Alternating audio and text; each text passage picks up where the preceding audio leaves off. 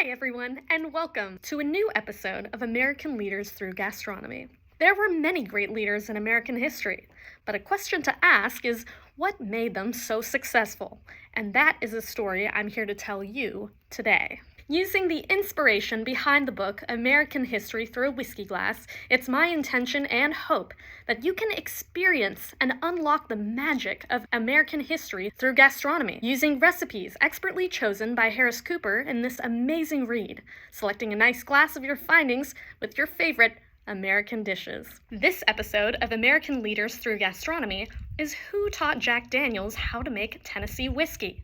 And now we begin a new story, a new America through gastronomy. You're watching an episode of American Leaders Through Gastronomy. With that said, let's begin. Mellowed drop by drop through 10 feet of sugar maple charcoal, a process called leaching, then matured in our handcrafted barrels of our own making, our Tennessee whiskey doesn't follow a calendar. It's only ready when our tasters say it is. We judge it by the way it looks, by its aroma, and by the way it tastes. It's how Jack Daniel himself did it over a century ago, and how we still do it today. According to Harris Cooper, America's history making Tennessee whiskey made its first appearance in 1825 with the invention of the Lincoln County process by Tennessean Alfred Eden. The Lincoln County process involves a filtration system in which the whiskey is dripped through a minimum of 10 feet of sugar maple charcoal before it's put into barrels for aging. This process is called leaching. It can take 10 days to travel through the filtering.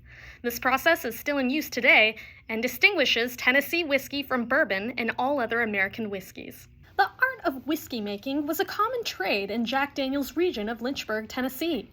Jasper Newton, aka Jack Daniel, was born into a family of farmers who made whiskey as a side business. According to Harris Cooper, a neighbor of young Jack Daniel was a lay preacher named Daniel Call, who inherited his father's store. It had a whiskey still in the back. Jack was fascinated by the still, so when Call asked if Jack would like to come work for him, Jack agreed. In his late teens, Jack decided to peddle the whiskey to surrounding areas.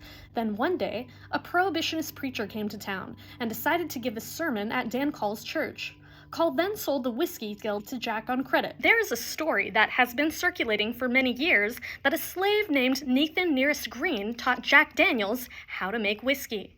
This story has gained widespread attention in recent years due to the work of author Fawn Weaver, who has written a book and started a foundation dedicated to preserving the legacy of Nearest Green. The story goes that Uncle Nearest Green was a skilled distiller who had worked for Jack's neighbor, Dan Call, who also employed Jack Daniel as a young man. According to the story, Uncle Nearest Green was responsible for teaching Daniel many of the techniques and secrets of whiskey making, and according to some historians, it's believed that Nearest Green played a significant role in the early development of the Jack Daniels brand. One of the techniques Uncle Nearest Green used was the traditional sour mash method, which involves using a portion of the previous batch to start the fermentation process of the new batch. This technique helps to ensure consistency and quality in the whiskey.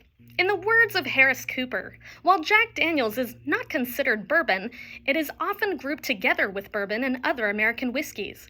This is because the production process for Jack Daniel's No. 7 differs in a few key ways from the standard process for bourbon. The rule of thumb is that it must contain at least 51% corn in the mash bill, and straight bourbon whiskey must also be distilled at least 160 proof, so more flavor of the mash is left in, and aged for a minimum of 2 years.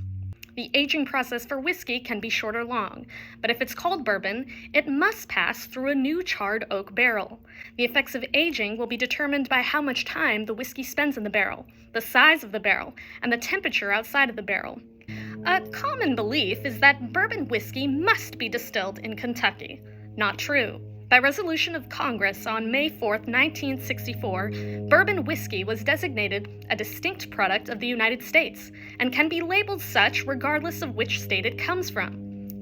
The art of whiskey making was a common trade in Jack Daniel's region of Lynchburg, Tennessee. Jack Daniel likely drew upon the knowledge and skills of other whiskey makers in his community, but eventually Jack Daniel developed his very own recipe and process for making whiskey. In 1904, Jack entered his old No. 7 Tennessee whiskey in a competition at the St. Louis World Fair. He took the train there himself and told few of his mission. I heard of that little guy from Tennessee. He's probably up here to find out how real good liquor is supposed to be handled. This was a comment overheard by Jack Daniel in 1904 at the St. Louis World Fair before his whiskey won the gold medal.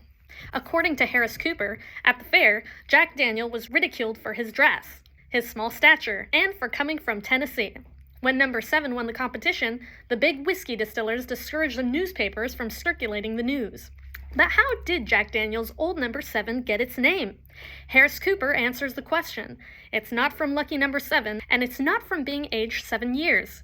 It's aged between 5 and 6 years. Instead, he answers with a story. A biographer says the distillery lost some barrels of whiskey, and as they were found, numbers were put on them to keep track. Orders started coming in asking for more whiskey from the 7th barrel. According to the Sidekicks in America, a whiskey reviewer, here is a breakdown of what number 7 Jack Daniel's tastes like. Color and consistency. Light honey with quick, thin legs. Nose. Light alcohol. Pretty mellow, actually, with a hint of confectioner's sugar. Taste. Nutty, buttery, and bitey. Salty peanut butter. Finish. Lingers a while. Oak with some brown sugar, like a smoldering campfire in your mouth. Conclusion! The only way to get more American than Jack Daniel's is if you bottled the amount of freedom in 50 bald eagles. Drink it while flying the flag standing on the roof of Walmart on the 4th of July, eating a Big Mac. Thanks for watching, and if you enjoyed this video, don't forget to like and subscribe, and leave a comment below. And don't forget to join us for part 2 of Who Taught Jack Daniel's How to Make Whiskey in the next video.